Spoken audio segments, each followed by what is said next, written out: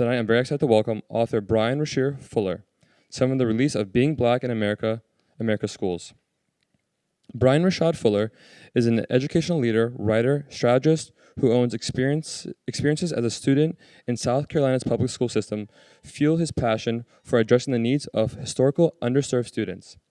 A graduate of Emory University, he earned a MEd in school leadership and development from the Harvard Graduate School of Education, and previously has launched a Philadelphia arm of the DREAM program, taught third grade, helped manage NYC Community Schools Initiative, and later served as a Chief Strategy Officer for School Planning and Development in NYC Department of Education. He now serves as an Associate Provost of Strategy and Operations at the New School of New York City and can be found online at brianrashadfuller.com. Fuller will be in conversation with Dr. David J. Johns. Dr. Johns is an educator and executive director of the National Black Justice Coalition. Without further ado, please join me in welcoming Brian Rashad Fuller and Dr. David J. Johns.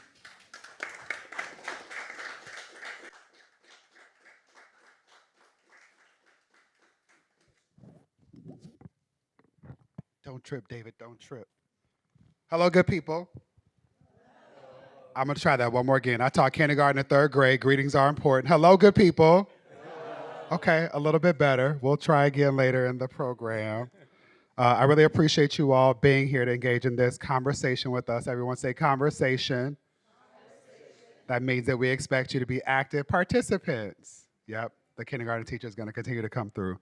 And before we get any further, can you all give a round of applause to the staff who have enabled us to be in this space? Thank you all for all that you do.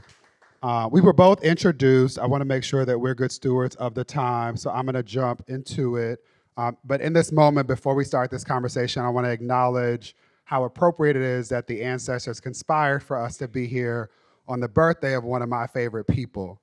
Many of you know, some of you acknowledge in this moment, I'm wearing a shirt that recognizes him as well, but this would have been James Baldwin, Uncle Jimmy, his 100th birthday. How about that? How about that? I believe he conspired to make this happen on today. And very much related to this, I want to share a piece of his that is very relevant to this book, this gift that Brian Rashad Fuller has offered to us, and it is his A Talk to Teachers. So Uncle Jimmy offered this up to us on October 16th, 1963. This was 37 days before the assassination of JFK. I'm sharing these dates because as a sociologist, I know some of us think about life markers. I remember 9/11, I'll never forget it. Some of y'all thought about where you were when I said the assassination of JFK. I encourage you all to read this. I'm not gonna read the whole thing, but there are at least 3 points that Uncle Jimmy makes that I'm gonna share with you, and then I wanna invite you to talk about what Uncle Jimmy means to you. And I'm doing that in part because he quotes Uncle Jimmy. So I know that there are already connections here that are relevant to what we're gonna talk about today. The first thing that Uncle Jimmy talks about in this, again, A Talk to Teachers, and he starts by saying, and I quote, "Let's begin by saying that we are living through a very dangerous time. Everyone in this room is in one way or another aware of that. We are in a revolutionary situation, no matter how unpopular that word has become in this country." If he were alive in this moment, I think he would also add woke to that. He goes on to say that to any citizen of this country who figures, he says himself, but I'm going to say themselves to be as inclusive as possible, themselves as responsible, and particularly those of you who deal with the minds and hearts of young people, must be prepared to go for broke.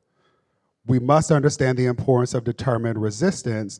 There is no point in pretending that this won't happen. So for me is a reminder that, as Bell Hooks talks about, democracies have to be defended with each generation.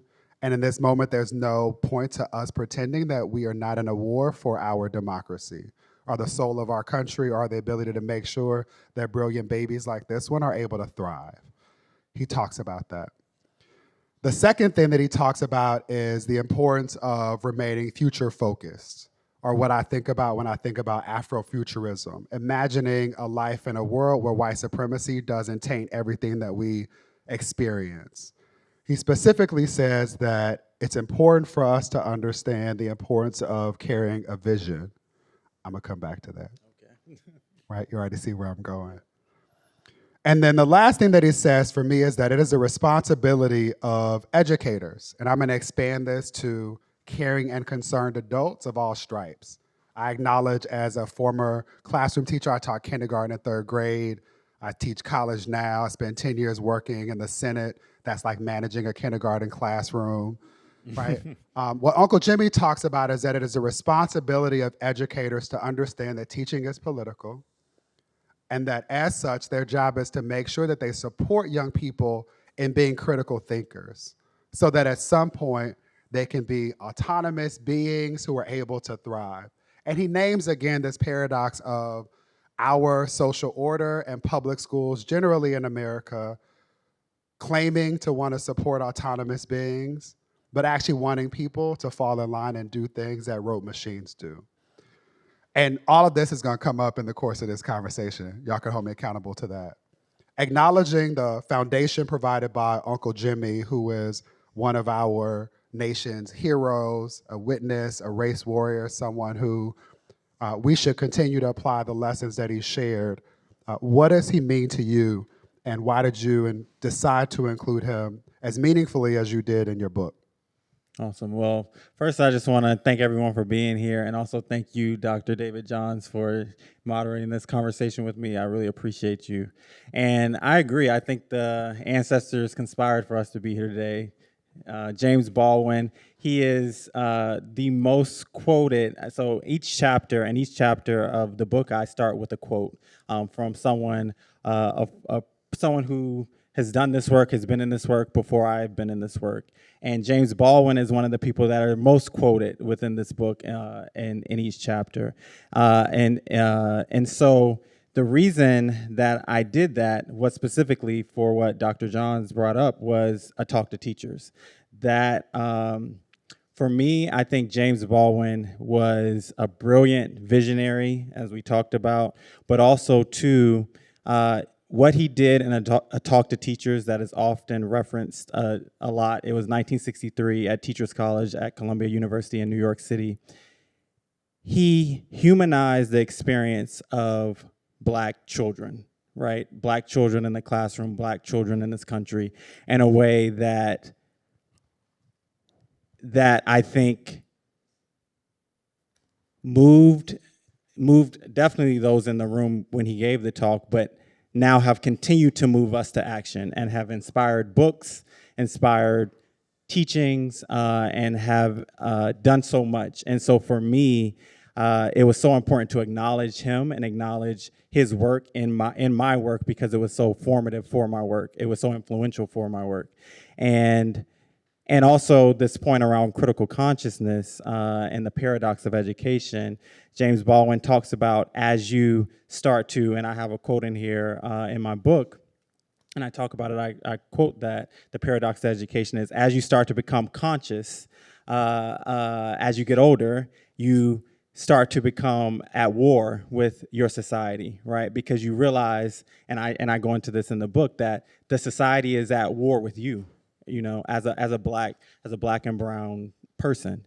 And so for me, I think when I think about being Black in America schools and the way that we educate Black and brown children in this country, and the designs of the schools and how it perpetuates this social, racial caste system that exists within America, I think that idea of critical consciousness and understanding that as a Black person, as a Black human in this country, and as you become conscious of what's happening around you, you realize that this society is at war with you, and then therefore you become at war with it. And you need to, and as an educated person, it's up to us to be critical of that society. And so James Baldwin was a huge influence to me. I'm so proud. It's his 100th birthday, and I thank Dr. Johns for starting that way. So thank you. I appreciate that. And feel free to call me David. What I typically say is that Black people can call me David, but my personal form of reparations is that white people are obligated to call me doctor. So I want to name, it's chapter 2, A Terrible Weight, and the quote used, because it matters, is, children not yet aware that it is dangerous to look too deeply at anything, look at everything, and draw their own conclusions. A black child looking at the world around them might change, though they might change, cannot know quite what to make of it, is aware that there is a reason why their mother works so hard, why their father is always on edge. They are aware that there is some terrible weight on their parents' shoulders, which menaces them. It isn't long, in fact, it begins when they are in school before they discover the shape of their oppression. So before we get into painting this picture of the shape of oppression, which some people are going to be more familiar with than others, I want to stay in the space of freedom dreaming. So imagine with me for a second, we're sitting in this space, it's 2050. What do public schools look, feel, and function like, and how do Black students experience them? Wow, that's a great question. So first, I'll talk about the experience piece and then go back to the other elements. So in 2050, in the ideal world, how Black children would experience our public education system is a system that empowers them, right? Inspires them to be the critical thinkers of their society, inspires them to be, have their creativity and know that they are important, crucial contributors to this nation. Because I think what happens right now is the opposite in many ways, right? The way that the system is set up and the way that the system is designed, oftentimes for Black and brown students, is this idea that they're constantly seen consciously, subconsciously in the designs, and we'll get into that, as second-class citizens. And I'm going to keep repeating this throughout the night, is our education system, I strongly believe, is established to perpetuate the racial and social caste system that is established within this country, right? And uphold white supremacy, essentially. And so as the education system does that, that is the ways in which the students are experiencing it, whether they're able to articulate it. And James Baldwin talked about children see everything, but don't necessarily know how to have the words for it, right? And so when we think about 2050, we think about an education system that is, number one, empowering Black students. Number two is preparing them to be the critical thinkers of society and to be the leaders of society and critique society in a way that it betters it for all people, right? And when I say empowering, that was the first point, I mean also to ensure that they understand that their presence here in this country and in our society is necessary to the thriving of our society, right? And also in terms of the designs, we would get standardized testing would not be a thing in 2050, right? Because standardized testing in a lot of ways, I think, perpetuate this idea of this falsehood of a meritocracy, right? I believe standardized testing in many ways is inherently racist in its designs historically. And so we would do away with standardized testing. There would be a lot more restorative practices in our classrooms because currently right now, which restorative practices are starting to come more into the stream in classrooms, but still. And if there was a kindergartner here who was like, what is that? How would you explain restorative practices? So, in thinking about when we hold children accountable for things that we don't necessarily agree with that they're doing in the classroom, right? Oftentimes, in our current model, students are punished. And when we think about it and when we racialize it, Black children are punished more often than their white counterparts for the same behaviors, right? So Black children are disciplined at a higher rate. That means suspended at higher rates. That means getting citations, whatever you want to call it, dings, at higher rates than their white counterparts. And so for the same behaviors. And so when we think about restorative practices, we think about what is a way that, yes, you can make a mistake, but then we bring you back into the community, right? We restore you back into this community and show that you are a valued member of this community, and you're not necessarily just punished because you make a mistake. We all make mistakes, right? I don't know a child, black, white, Asian, whoever, that hasn't made mistakes, right? But oftentimes, black children are held at a more extreme standard for those mistakes, and then punished because of them more harshly. So we would have more restorative practices in our classrooms, away with standardized testing, and we would also, I think, just have more joy, right? I think what is really missing in a lot of our classrooms, and you guys watched the trailer, is just joy. I think, I was a classroom teacher, David was a classroom teacher, and I can speak for myself, and I talk about this a lot in the book. I think what was missing oftentimes in my classroom, and because I was so in it, I sometimes missed it, that I sucked the joy out of my classroom for the sake of standardized testing, for the sake of meeting standards, all right? And the kids suffer from that. And I was a black man teaching a room full of black and brown kids. And I knew the harm that had caused me as a child, but in being a part of a system and wanting to do well and wanting to help my students achieve, I then took the joy away from learning and took the joy away from the academic process, and it should be a joyful process. And so those are, I feel like I might be rambling a bit here, but those are a few things that I think would be really important in 2050. That's my vision for schools. More joy, no standardized testing. We actually encourage learning versus just making a score, right?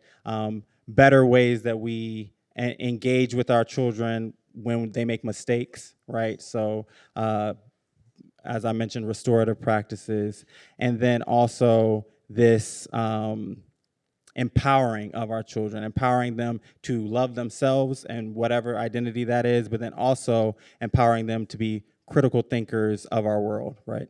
Yeah, not rambling at all.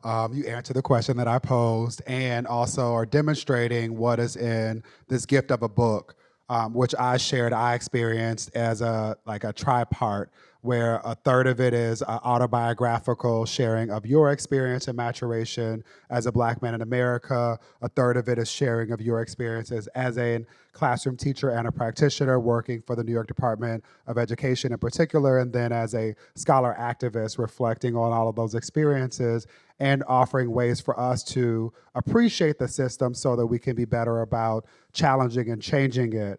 I want to make a couple of points. One is around discipline. The Department of Education 2 administrations ago, when still my president, Barack Hussein Obama, and his fabulous wife, Michelle Yvonne Robinson Obama, occupied the White House, the stat was that for every one white male student, kindergarten through 12th grade, the suspension rate was 3 times higher for their black male counterparts.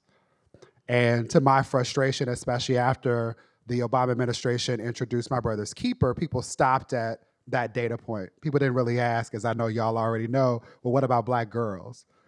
The suspension rate for black girls is 6 times higher, which gets masked because often the public narrative is that black women are out here like y'all are, like Michelle Obama, like Beyonce, like many of the women that we know and appreciate, some of whom are in the audience, making miracles happen in spite of the systems that politicians and policies design.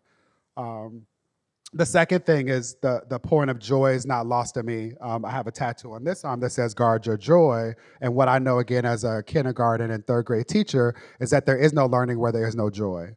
In the absence of joy, there's performance, but there is no learning. There is not an authentic exchange of young people being able to demonstrate what they know, what they learn, what they're excited about. And so much of what you write about in this book is how society is designed to rob black babies and black people, and by extension, black communities, of not only their joy, I would also add their equity. And so I think it's also important for us to think about that when we even acknowledge language. Toni Morrison talks about words mean things, they can get onto you. And so I even appreciated you struggling with naming kids as having experienced problems, right? I think often about, I've never experienced a problem child, they are just having experiences. And you write about the policies in particular school systems that render certain kids a problem to no fault of their own. Do you remember the moment when you felt compelled to write this book? So 3-part question. That's the first part. Do you remember where you were, what was going on when you were like, I need to birth this book? The second part is, do you remember what you hoped that people would take away after experiencing it? And if you do, is there a difference between what you hoped then and what you've experienced now that you completed the process of birthing a book? Awesome. So definitely remember the moment that I decided I wanted to birth the book. And well, first I'll say I had always in my mind, even when I was in undergrad, knew that I, just from my own personal experiences, going through the K-12 public school system, going through college, being a Black student at a predominantly white institution, I knew that there were issues, right? And undergrad was the first time that I started to, when I took a race and ethnic relations course, that I started to get the terminology and I talk about it in the book. I say I felt like I now was equipped with armor in the war, right, that I didn't have before, because it was like, oh, now I understand what my lived experiences are, and that I'm not the only one experiencing them, number one, but then number two, that it's historical data around this, and there are designs that have led to the experiences that I've seen, that I've experienced, and those around me experience. So in undergrad, I knew, okay, this is something that I want to talk about someday. Then fast forward years later, and we were in the pandemic, 2020. I was working for the New York City Department of Education, as David mentioned, and that was the summer after the start of the pandemic, and of course, the Black Lives Matter movement had happened, the killings of George Floyd, Ahmaud Arbery, Breonna Taylor. And we as a nation were starting to grapple with one of our major institutions, which is our criminal justice system. And we were starting to call it to the carpet, in a sense, and say like, oh, there are some inherent issues within our criminal justice system. Our criminal justice system in many ways is inherently racist. And so there was the defund the police movement, as all of us are aware of. And me as an educator, because at this time I had been a teacher, was working in the largest education system in the country, I was like, yes, I love that we're calling to the carpet this one major American institution, our criminal justice system, but what about another major American institution, our educational system?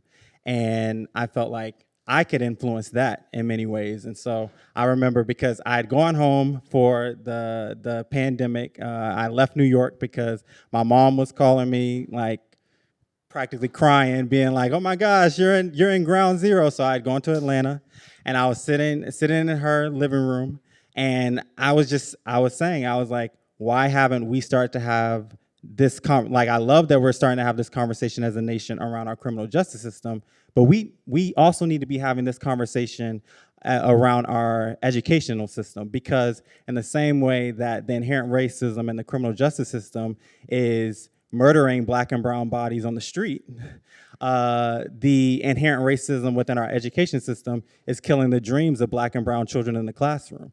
And so that is the moment that really birthed this book. And I was like, I want to talk about this comprehensively. And I remember thinking about it. I told my mom, and she was like, oh, yeah, I like that, you know. And shout out to the mamas who always affirm our ideas, no matter how crazy they might be. And she was like, I like that. And then I started to think about how I could write it. And so that was the birth moment. It was during the pandemic, sitting in my mom's living room in Atlanta. And I was like, I want to tell this story. I think it's very important to tell. So before you answer the rest of the question, for those of us who did not do anything productive during the pandemic, you were all right. You were in good company. It's all right that you also did not publish a book. Keep going.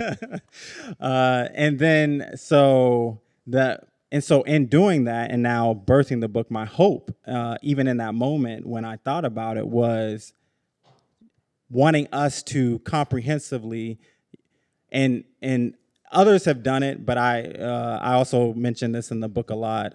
As we honor James Baldwin, I also want to honor Carter G. Woodson with The Miseducation of the Negro that was published in 1933. So my book came out 91 years later, and I call it the modern day twist of The Miseducation of the Negro, because that text for me was a comprehensive look at the way that America educates or miseducates Black children in this country. And so I wanted to, in this idea that was birthed in the living room in Atlanta, in my mom's living room in Atlanta, was I wanted my book to do the same thing, to now take a modern day look at the way that we miseducate Black and brown children in this country. And I wanted, and my hope is that as people read this book, they understand that, right? They acknowledge that, and acknowledge that truth that, and I will say it again, that our education system is in place currently to perpetuate the racial caste system that exists within this country. And then also to start to, once that truth is acknowledged, to start to then look at the system critically, as James Baldwin mentioned, and interrogate it, right? And interrogate its designs and ways in which it can change. And then for those in power, and all of us have power in different ways, start to then implement those changes, right? And start to push for those changes and get us to 2050, right? And then, so that's my hope for the book. And one thing I'll say about the book too is oftentimes in books like these, and I'm an educator, I feel like we're always inundated with statistics and rhetoric and conversation, and you get the statistics, you get the research in this book. But what was also really important for me is to tell a story, because I feel like a story cuts through the noise, and a story, everyone can see themselves and find themselves in a story in some way. And so it was, and even as I went through the publishing process, that was always a back and forth with me and the publishers around, and I turned down some other offers for publishing because they were like, less story, more, more the data, and you get that in there for sure, but the story cuts through the noise for me, and I think the story is what connects us all, and so that was very important for me to tell a story and use a story to ground this work. And has it changed? Has my hope changed over since the beginning of the pandemic to now? I think it's actually become more, I've become more like fierce in it, right? Like we just look at, everything that's happening right now, what I would call the attack on the public education system, with all the banning of books and, what could be Project 2025 and what that would mean. But then also I think about even back to that point when I named the names of George Floyd, Ahmaud Arbery, Breonna Taylor. I'm gonna name Sonia Macy right now and what just recently happened. And so it's just like this endless cycle, right? And so I even have I'm more emboldened or passionate to really start to call these systems to the carpet in ways that they need to be called to the carpet, because the longer that we tinker around the edges, and I make a point of that in the intro of the book, the more our children are suffering. Yeah, to be clear, my hope is to extend that call to action, which is for all of us to appreciate that this is an all hands on deck moment, and that there's something for each of us to do. To be clear, people say silly things like teaching isn't rocket science. They're right, it's a lot harder. So I want to be clear, that's not everybody's ministry, but there are ways that each of us can show up to support adults in doing the work of ensuring that our babies have the tools they need to thrive. I want to animate three things, which is, as we're thinking about the scroll, the Black lives stolen as a result of white supremacy, the same week that George Floyd was murdered, Tony McDade, a Black trans man, was also murdered by the police department in Tallahassee, Florida. So few of us know his name and story in part because he was both black and a trans man. And so I often like to lift that up, especially we're in the space of acknowledging, again, that part of the scroll. The second is, again, black feminists, this is James Baldwin highlighting tools. Black feminists refer to this thing called the matrix of domination. It's the sign, systems, and symbols that allow white supremacy to be omnipresent, yet hyper invisible. And one of the things or the tools that's used in this matrix of domination is data. How many times have you been in some space where people say we can't address that problem because we don't have data, so we don't know that it's actually real, the thing that many of us have experienced, right? Or I have data that says we shouldn't do that, we should do this. And many of us know simply that you can find data to defend whatever position you might want to make. A part of why I did my third tour of duty at Columbia University and got a PhD was to, and you quote Audre Lorde, use the master's tools to dismantle the master's house. And you do that brilliantly in this book in applying what researchers refer to as mixed methods. It's both qualitative and quantitative. I'm going to give you the data in ways that allow you to digest it and then also envelop it in the stories of people. So I think you know where I'm about to go. Yeah. I want to talk about trauma. Okay. One of the ways that we can think about the implications of the system is how it's expressed in the mental health of our babies. And so you write about the trauma inflicted upon Black students, and we talked a little bit about Xavier.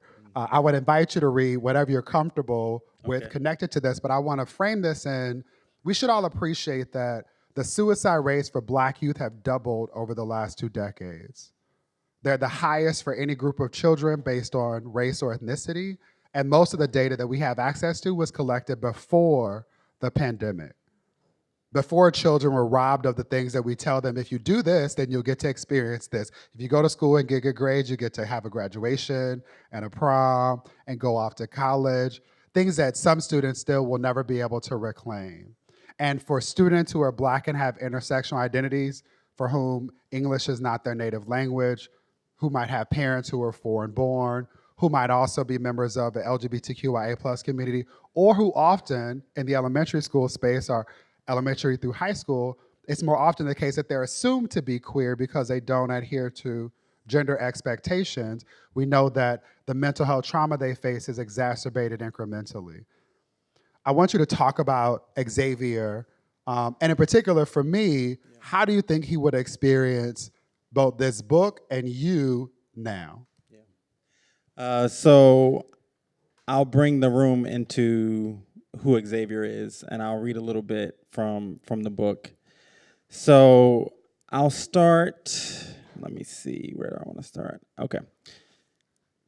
So I'll start with, given a little context, I'd worked at a charter network in New York City as a teacher, and so I'm going to start with in that, and then I'll go into the Xavier story. So that Friday, the New York Times released a video under the headline, "A Momentary Lapse or Abusive Teaching." The video, recorded secretly by an assistant teacher, showed a first grade teacher, a white woman, yelling at and harshly punishing a Black girl for not correctly explaining an answer in front of the class in the same way she had written on her paper. The teacher ripped up the student's paper in front of the class, threw it in the girl's direction. "Go to the calm down chair and sit," she demanded angrily. "There is nothing that infuriates me more than when you don't do what's on your paper." In the video, the child quickly scurries to the calm down chair in the back of the room while the other students sit still in silence. As I watched the video, a feeling of uneasiness grew inside of me. It's tempting, in hindsight, to distance myself from the harsh, zero-tolerance teaching tactics of Success Academy. How could a student so young be ridiculed and embarrassed for what seemed to be a minor mistake? But also, I was not completely surprised by what I saw. I had acted similarly with my students and had seen the same conduct, if not worse, in other classrooms. This type of teaching behavior was inherent in the Success Academy culture as I was experiencing it at the time. And then I'll now jump to the experience with Xavier. So This dynamic came to a head one day during the fall when one of my students, a quiet black boy named Xavier, which is a pseudonym, had finished his class assignment early with a significant amount of time left on the clock. As a rule, Success Academy insisted teachers ask students to review their work to confirm they arrived at the correct answer. We also would actively coach students and ask them to explain their thinking when we came to their desk. When I arrived at Xavier's desk, I looked at his math problem.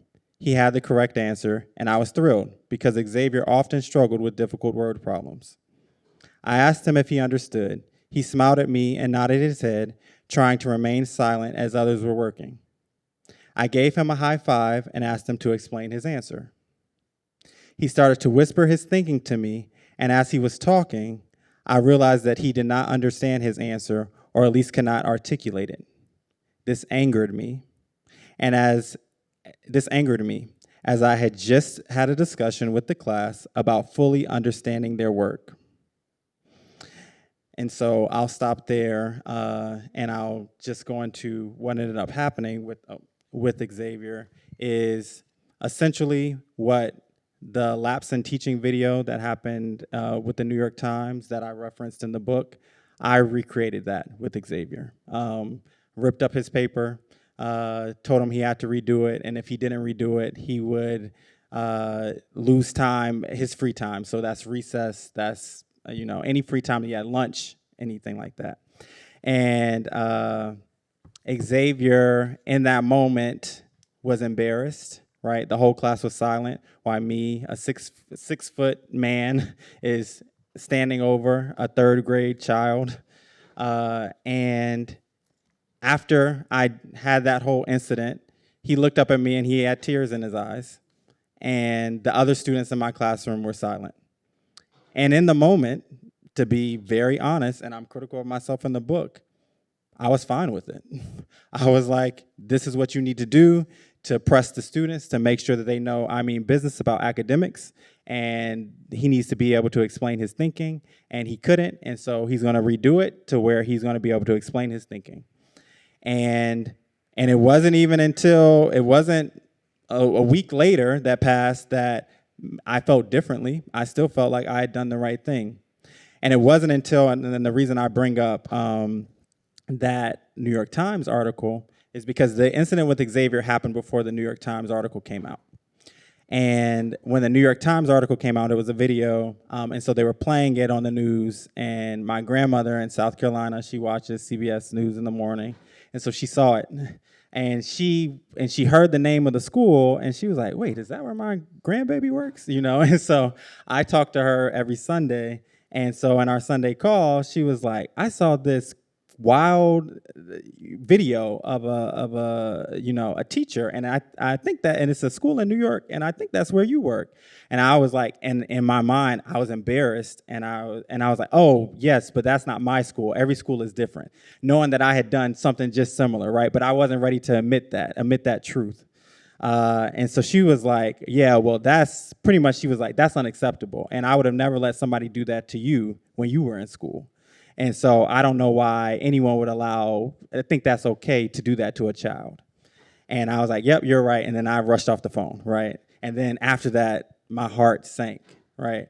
But even after that, I was still in it, right? And so yes, I wanted to do better, and I think I did in some ways, but in other ways I didn't. And to your specific question about Xavier, I never, we ended the school year with having a good relationship because I think the kids in many ways were used to that type of behavior from the adults, right? And so it wasn't like he held it against me because that was a normalcy. But I never apologized to him. I never went to him and said, Xavier, you know what? In that moment, I was way out of line. I should have never done that to you. Can I push you? Yeah. Do you feel like you owe him an apology now? I do.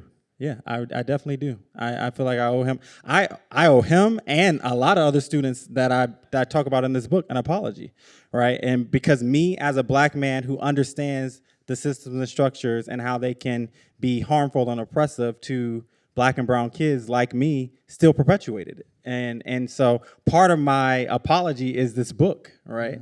And so, yeah.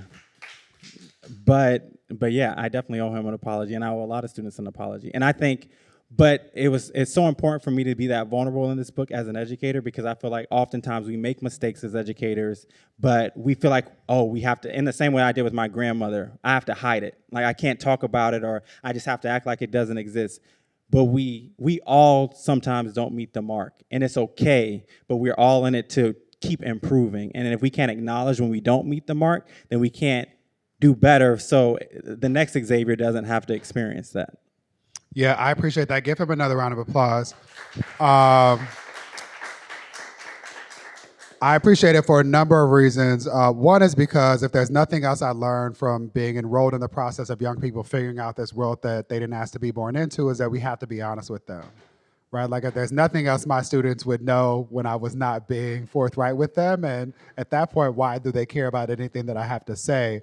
And this is especially important for us as Black male educators, because according to the National Center for Education Statistics, 1.3% of the nation's 3.8 million public school teachers are non-Hispanic Black men. And so when you think about it, there are often times where you can live in a bubble. Like, I understand my partner grew up in DC. I have friends who grew up in gorgeous Prince George's, and they talk about everybody I knew was Black. My doctor was Black, my physicians were Black, the grocers were Black, my teachers were Black. But it's actually more often the case that people will not experience someone like us before them in a classroom. And so I think it's important for us to know that what you're describing is a human experience. We all have these moments, and when we are in environments that encourage us to behave one way, it's important for us to interrogate it. So my hope is not only that we share this such that Xavier and all of the Xaviers, I use that as a gender fluid term, receive the apology, but you've also given yourself one as well. What questions are there for our brilliant author before we land this plane? Who has a question? Let's start right here. It sounds like there's a need for a major revision of the teacher education system. I wondered if you could say where you would even start on something like that. You offer lots of recommendations. Why don't you give your top three, like, system reform recommendations around professional development and teacher education? Yep. I think the rhetoric now, because it is a lot of rhetoric around the teacher education and, critical race theory, and no one really knows what critical race theory means. And no, that's not true. A lot of people do. Kimberly Crenshaw does. A lot of Black people do. A lot of lawyers do. The people who are, Mark Ruffo doesn't know. Right, exactly. But that's also not true. He knows, which is why he's spending money to attack it. And we're laughing in this moment, but again, I said Toni Morrison said words mean things. Yeah, that's I true. don't want us to walk out this space thinking people don't know. They do know, which is why they're investing millions of dollars to try and prevent us from being able to have access to it. Yeah. That's real. Thank you for the correction. They know. And so, but in that, I think because it is so out here, a lot of teachers in the classroom, day to day, are like, this thing is so big, like, how do I even start to address it? And in the book, I break down, as David mentioned, federal legislation solutions, like state and local, but then I talk about interpersonal in the classroom, right? And district level, like professional development, right? And I think the key in the start of is, and this is gonna sound simple, but I'm gonna say it simply, but this means in terms of the way that you think about professional development, the way that you approach your classroom, is to humanize your students, right? Like, see your students as human beings and as fully realized human beings, right? That you're helping them on that journey to fully realize themselves. Because oftentimes Black and brown children are the most dehumanized students in our schools, right? By educators, by how the systems are designed. And so I look at it as, and part of this book right now I'm working on, which is going to come out in the next few weeks here, is a workbook, like a professional development workbook for educators associated with this book, because I do think that some of this stuff is so up here, and it's like, what does this mean in the day-to-day work in my classroom? And I think it's brick by brick, right? Like you build a house brick by brick, and so you do the work little by little. And first is doing what I did, acknowledging those mistakes, being real with your students, and letting them know, hey, I make mistakes, so it's okay that you make mistakes too, right? And so it is that I think is one of the ways that we can do it, in a simple way, I guess you could say. Yeah. Yep. Are you sure? Okay. I'm holding space for the most brilliant person in the room, the young person. If they ever want to touch the mic, they get priority. I want to highlight sociologist Asa Hilliard, who I think offers a quote that responds to this. What he says is, I've never in my life met a child, in particular a Black child, who is not a genius. There's no secret to how we support them. We first acknowledge them as human, and then we support them with love. And so much of what is missed, and that is described in this book, is that too many non-white babies, or babies who otherwise have access to privilege that is often in this country wrapped up in whiteness, don't have access to being thought of as human or capable of learning or deserving of learning, and they're seldom met with love. So I hope that ASA sits with you all as a way to think about how to connect this dot. Any other questions or interventions? What's the most unique lesson, perhaps, that a student has taught you? And then also maybe a parent. Yeah. So I actually end the book with a lesson, one of the most significant lessons a student had taught me, and it was another student, which is also a pseudonym, but I call him Brandon in the book. And this was a student that I had who had a lot of difficulties, if you want to call them that, integrating into our school culture. He had come from a traditional public school model in New York City and got moved to the charter school model. And he had struggled, for a lack of better terms, throughout the academic school year.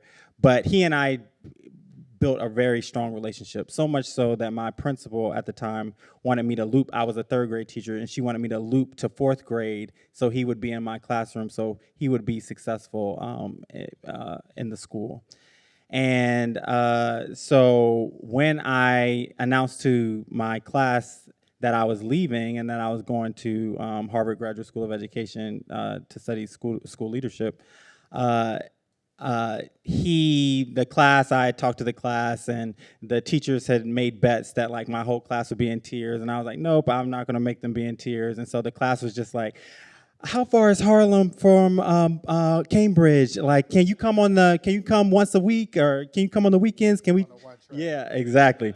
And so, but during recess, Brandon would often stay back and chat with me. And after I made this announcement, he decided to stay back. This time wasn't one of the teachers on duty at recess, so I just stayed back and was in my classroom, and Brandon wanted to stay with me, and like oftentimes kids do that. And he was sitting on the rug just chatting, and then he was like, Mr. Fuller, can you take a picture of me with your cell phone? And I was like, laughed, and I was like, why, Brandon? Like, no. And again, Brandon is a pseudonym. I just want to keep reminding that. And so he was like, no, please take a picture of me. And I was like, why? Because he was like, oh, well, I don't want you to forget me. And I was like, oh, well, don't worry about it. I'm not going to forget you. Believe me, I'm not going to forget you. And then he just kept being persistent in like a childlike way, right? And so I was like, okay, sure, I'll take a picture of you. Do you like it? And he was like, yeah, I like it. And then he just started staring at me, and then I was like, why are you staring at me? And he was like, you're my favorite human in the universe, favorite person in the universe. And I was like, really? I am? Because I'm like, I hold you accountable, so like, and so I'm your favorite human. And he was like, yeah. And I was like, why? And he said, because you're the only person who makes me feel good about being me. And so I closed the book with that, and I get emotional even thinking about it, because I think that's the purpose of education, right? We have to make children feel good about being them. Yeah. I love that. I also celebrate you honoring that as a human you have emotions. I would tell my kindergartners, real men cry, real men teach. They also wear pink, and they get their nails done too. To supplement, I want to make sure we break down the jargon, the language that educators can use to make people feel like they can't access it. Looping is a strategy that is sometimes practiced at the elementary school level, where a teacher will move with the students such that they maintain the attachment or bond so they don't lose time attaching with the new adult at the beginning of the school year. It works in particular in smaller school environments and also in charter schools. Again, to assume that we know nothing in the level set, charter schools are public schools. They are schools that have flexibilities, what traditionally was called autonomies. And the original exchange was these schools get flexibilities, including around hiring and firing, how they use their money, the ability to use a different back office. They get that in exchange for higher outcomes at greater efficiency. They were supposed to do more with less. Often we now are in a space where charters rest in the autonomy and flexibility without the accountability. The last part around this, I'm going to answer this as well. I told you all I taught kindergarten and third grade, not too far from Success Academy, which invited me to speak. There are lots of parallels. But as I was earning the PhD for my third tour of duty at Columbia, we were at Arthur Ashe Stadium in New York City. And I'm from Inglewood, California. I wanted to find the stadium place where Venus and Serena crip walked to celebrate after they beat everybody. Of course. And I'm walking looking for this place, and I hear someone say, Mr. Johns. And I think any parent would understand, or an educator, when your baby calls you, you know it. And I turned around to experience someone who I didn't recognize but was familiar to me. And they introduced themselves to me as Ernie. When I taught them, they were Ernestine. When I was a kindergarten teacher, way back when, last legislative cycle, there was a proliferation of more than 600 anti-LGBTQ bills. There's not a state or district you can go to across the contiguous United States where these bills haven't been introduced or passed. Don't say gay, for example. This is pre all of those political debates. This is pre-hearing a lieutenant governor of South Carolina, a black man, stand in the pulpit of a church and say that LGBTQ children are garbage. This is pre all of that. I had a student who every day came to school. She was forced to because we have laws that say she had to a school that their parents selected. Every day they wore pigtails and barrettes, and they had on a dress and lace. And what I thought about in this moment where Ernie introduced themselves to me is if I had been a transphobic bigot, I could have contributed to Ernie thinking that they don't deserve to experience joy or to take up space in the way that each of us do. And I too often have in conversations with or encounters with educators or parents who think, well, we got to wait until kids are this age or this threshold to treat them as human, to acknowledge that all of us simply want to be seen for who we are and the unique ways we show up in the world. And if we continue to deny babies who don't ask to be born that affirmation, we will continue to see these suicide rates and the school to prison and school to sex industrial, all of the things that we know that are negative that we didn't have to describe because you all know them all too well. And so I say this to say that regardless of how you show up in this, whether or not you're an educator, a parent, y'all are here. I know we're having a conversation with the congregation because y'all could be on the wharf doing lots of things at this moment. Do it for Ernie. Do it for Xavier. Do it for the little you who didn't have what you would want in an educator, who you can now have a conversation with and say, you owe me an apology too. Yep. There are babies who are born every single day without the ability to have this kind of exchange. My hope is that you all find tools in this book that you can use to hold one of these babies. Yeah. Awesome. That was my time check. I don't want to get in trouble. We're good. Let's go for it. Mm-hmm. And I was going to say, so I haven't read the book yet, but I know you mentioned that you're going to buy several copies and get them signed right here. You know. Oh yeah. And I know you probably have a litany of solutions. Just do you believe there are any courses that should be required, or do you believe that there should be some type of training or special course for educators that can help fortify our Black children and, or improve those conditions? I think that's a great question. So one of the things, and I mentioned this in the book. I actually start the book, the introduction, talking about Glenn Singleton's Courageous Conversations About Race work. Phenomenal work. A lot of educators have been exposed to that work, but I think every educator needs to be exposed to that work because it helps to start to get at some of what you're talking about in terms of the ways that we think about race as a society, but then specifically in the classroom and how that can help improve the student educational experience. You said the first part of your question was around required courses, and I in the book I actually talk about this. So in undergrad, and I think I mentioned it in one of the other earlier responses to a question. In undergrad, one of the transformative courses for me was race and ethnic relations that I took in sociology. And as a student, I actually lobbied, I went and met with the board of trustees to say this needs to be a required course for every student at the school. Of course, they were like, oh, great, but didn't happen. Now, 10 plus years later at my alma mater undergrad, Emory University, it is now a required general education course, right? And so I think courses like that talk about the social political, talk about our world in the social political racial context that we actually live in and tell historical truths are very important. And so, and I think if you're in the space as higher education and universities are to create the future leaders, right, then you need to do so in a truthful way, right? And I think courses such as race and ethnic relations and other courses in the similar vein do just that. And so those are like two answers to your question. I hear you saying everybody should become a sociologist, which I love.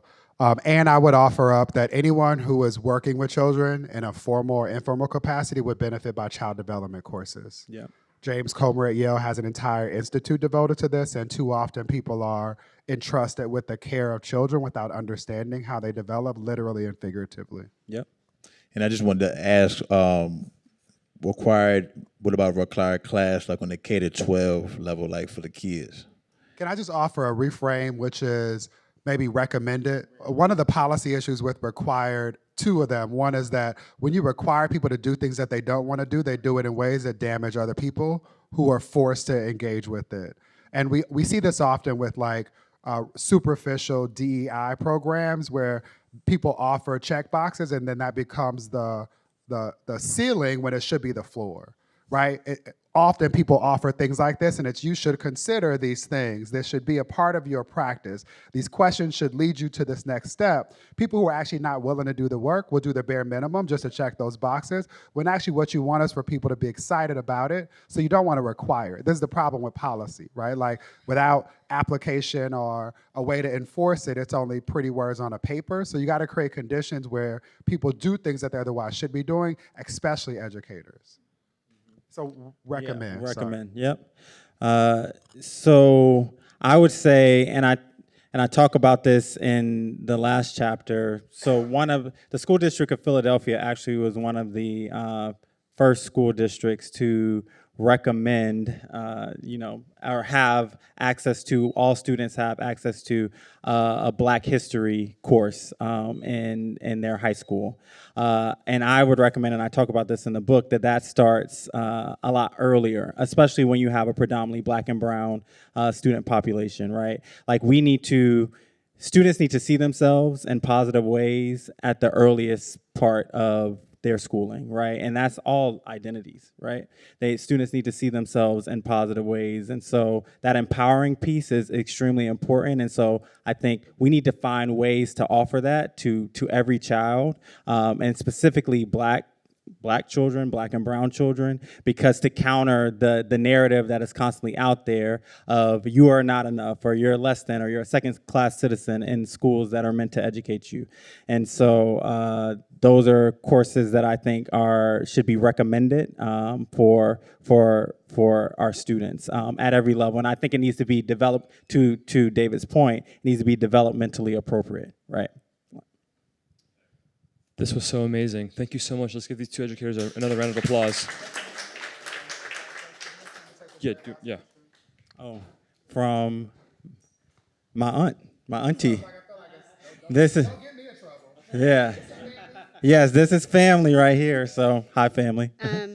I just wanted to ask Bryant, in coupling with the education, what things did you find in the building blocks from your home, your own home, that helped with your experiences as well? Yeah, I love that question. And of course, that would come from my auntie. So what did I teach you in the home growing up? One of the things, and I talk about this in the book, because when I went to public school in South Carolina, in the town that I'm from, in Sumter, when I talk about Black history, I wasn't able to see myself that well in what the school was providing to me in the school curriculum as it related to history. And so because of that, I challenged the system and challenged my educators, my teachers, but what I was receiving at home was Black power, right? Like I was watching X, Spike Lee, Malcolm X. I was reading W.E.B. Du Bois. I was talking to my dad here about ancient Kemet and things like that. And so that stuff was taught to me in the home. And so it was almost like jarring going into a school system and going into a school environment where that wasn't the case. And I'll give a little short anecdote, and I know we're time crunch, but so in fourth grade, this was Black History Month, and of course we then have to learn about Black history in some way. And my fourth grade teacher, and this anecdote is in the book, she had said, she had asked the class, she was like, who else can we learn about other than Dr. Martin Luther King Jr.? Because I know there must be other important Black people in history, but we always just talk about him. But who else is out there? You know, and so me being from my home environment, I've learned about a lot of great Black people, and I brought a name forth, a Black woman, a brilliant Black woman, Madam C.J. Walker, and I raised my hand and I was like, we should learn about Madam C.J. Walker, and my teacher responded, who is that? And then I was like, in my fourth grade way, was like, she was the first Black woman millionaire, and she did it through straightening Black women's hair, because you know what my mom had told me in the home. And then my teacher kind of scoffed and laughed and was like, there's nothing important about a Black woman straightening another Black woman's hair, and then just moved on. And so again, though, like that's what I mean. It's like, okay, you ask the question, who else can we bring into this space other than Dr. Martin Luther King Jr., which is, of course, someone that was often talked about. And I bring another person to me who is another Black hero, another Black person that we should be talking about. Number one, you don't know who it is, which, okay, granted, you're a white woman in South Carolina, you might not know who this is. But then two, when I try to explain it, then you diminish it as it's nothing, right? And so that, if I did not have what I had at home, what do you think that would have done to me in that moment? And what it still did to me in that moment, but what do you think the effects of that would have been, right? Even worse than what they already were in that moment for me. And so I think it is important to talk about the home too, but I think the key, and one of the things why this book is important is because, and it's not to people's fault, but every home is different, right? And sometimes parents are unable to spend the time to teach the histories that are necessary to their children, right? I would encourage all parents to do that, right? And I hope this book does that as well, but that's why it's so important to do it in the schools too, because you're constantly, as a Black child, and I talk about this in the book too, I talk about a term, racial stress trauma, but I think all children born outside of the nucleus, the whites, all white, non-white children, and to some extent experience racial stress trauma being born in America, right? And they talk about it, I talk about it in the book, and research shows that it is heavily underreported in youth, right? And in Black youth, racial stress trauma and the effects of that. And that moment that I just described that happened in the school was racial stress trauma, right? That was a stressor added on to me because my teacher chose to just be flippant and diminish something that was important to me and important to who I was and my identity at that time, you know? So y'all got to buy the book to learn more about racial stress trauma. I didn't outline the whole talk in my head about how people like J.D. Vance, y'all's vice presidential candidate, has racial stress trauma that manifests in his life. But you can come back for my next talk around that. Let's in this moment, though, give thanks for resilience in the way that love manifests in the form of our author, as well as the family that supported him and his ability to be brilliant. Give him a round of applause. Secondly, I'm going to end where I began, give the staff of Politics and Prose at the Wharf a round of applause. Thank you for keeping books and the freedom to learn alive. And last but not least, the fact that y'all are here is not lost on us. So give yourselves a round of applause. Wait. And we also have to give the brilliant moderator, Dr. David Johns, a round of applause. Go buy the book. He's going to sign your books. And watch his podcast, Teach the Babies. Oh, yeah, you can download it. There'll be an episode where you can hear yourself. Teach the Babies. Available wherever you listen to your favorite podcast. Yes. All right. Thank you all. Thank you.